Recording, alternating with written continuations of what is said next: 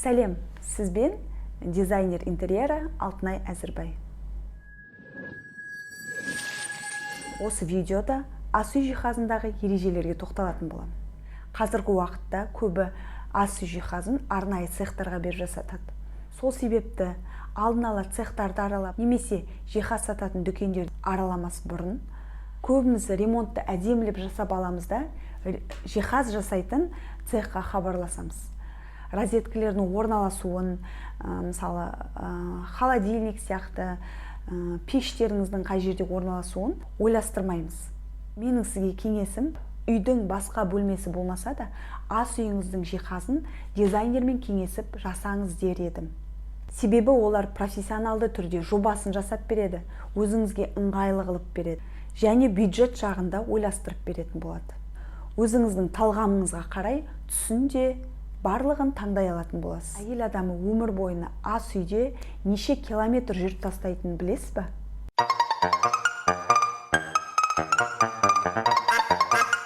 Дәл осыны британдық ғалым дәлелдепті. Әйел адам өмір бойына ас үйде жүрген қашықтығы жер мен айдың арасына барып келгенмен тең болады екен. Сол себепті мен сізге бүгін ас үйдің ең маңызды эргономикасы жөнінде айтқым келіп отыр. Эргономика дегеніміз не? Мысалы, суретте көрсетілгендей,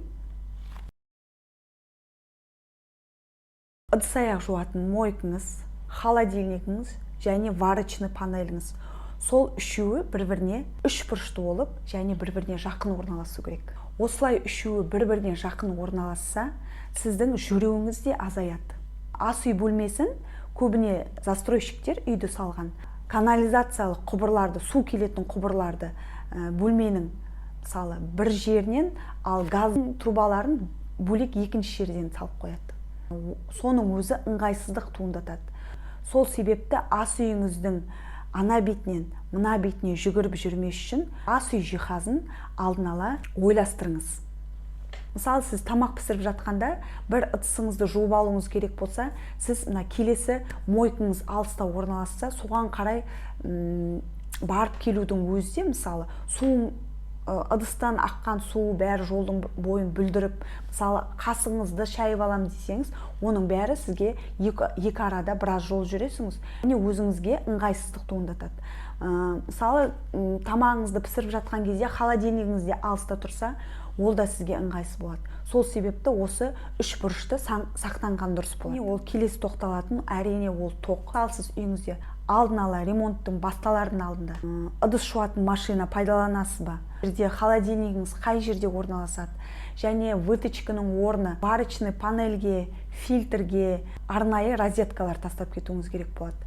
Рабочая зона көп пайдаланатын жеріңізге 3-4 шақты розетка орналастырып кеткеніңізде дұрыс болады. Өзіңізден бұрыннан пайдаланып келе жатырған, немесе болашақта алам деген ойда болсаңыз, мысалы, термомикс, майкук қазір, немесе кафе-варка деген сияқты, солардың арнайы өзінің орнында тастап кетуіңіз керек болады, розеткаларды.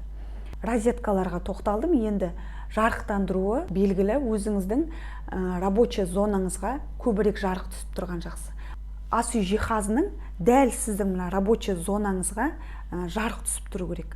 Ал көбіне біздер точный светильниктер, мысалы, оны потолокқа қойған кезде ол біздің арт жағымызда қалып қоюы мүмкін. Өзіңіз пісіріп жатырған асыңызға көлеңке болып түсуіңіз мүмкін. Сол себепті дәл өзіңіздің рабочий зонаңыздың үстінен жарық түскені дұрыс болады. Біздің ас үйіміз көбіне буланатын, иіс шығатын әртүрлі тамақтың және майлы жер болғасын, ас үйіңіздің фасадын, фасад деген негізі қазақша қасбет. Фасад деген сізге түсінікті болатын шығар. Ас үйдің есіктерінің беті матовый болғаннан, беті гладкий болған жақсы болады. Енді глянцевый да болады, енді өзіңіз ұнатқаныңызға қарай. Но матовый қылмаңыз, ол матовый материал, ол өзіне майды сіңіріп алады. Сосын одан майды кетіру кішкене қиындық туындатады. Енді ас үйдің фартугіне тоқталатын болсақ, ол жерге лишницаны дәл солай фартукка да пайдалансаңыз болады, немесе үлкен форматты керамограниттер әдемі болады. Ас үйді және бюджетіне қарай қандай материалдарға бөлінетінін жөнінде оны бөлек видеода айтатын боламын. Себебі оның өзіне ұзақ уақыт кетеді. Менің осы видеом сізге ұнаса, өзіңіздің комментарийіңізбен лүпілдеріңізді аямаңыз. Сіздің әрбір комментарийіңіз және лүпілдеріңіз маған келесі видеоны түсіруге шабыттандырады. Сол себепті тіркеліп кетіп, барынша лүпіліңізді аямаңыз.